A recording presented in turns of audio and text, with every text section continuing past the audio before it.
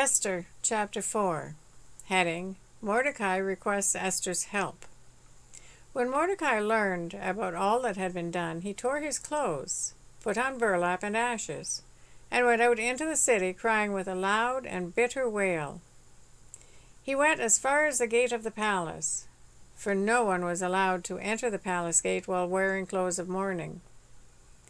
And as news of the king's decree reached all the provinces, there was great mourning among the Jews. They fasted, wept, and wailed, and many people lay in burlap and ashes.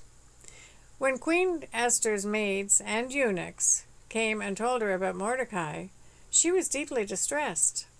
She sent clothing to him to replace the burlap, but he refused it. Then Esther sent Hatach, one of the king's eunuchs, who had been appointed as her attendant.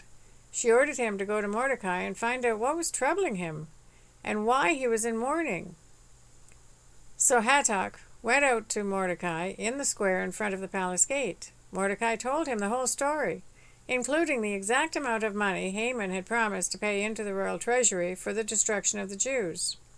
Mordecai gave Hatach a copy of the decree issued in Susa that called for the death of all Jews.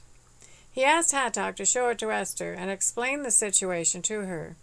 He also asked Hatach to direct her to go to the king to beg for mercy and plead for her people. So Hatach returned to Esther with Mordecai's message. Then Esther told Hatach to go back and relay this message to Mordecai. All the king's officials and even the people in the provinces know that anyone who appears before the king in his inner court without being invited is doomed to die, unless the king holds out his gold scepter. And the king has not called for me to come to him for 30 days. So Hatach gave Esther's message to Mordecai. Mordecai sent this reply to Esther: "Don't think for a moment that because you're in the palace, you will escape when all other Jews are killed.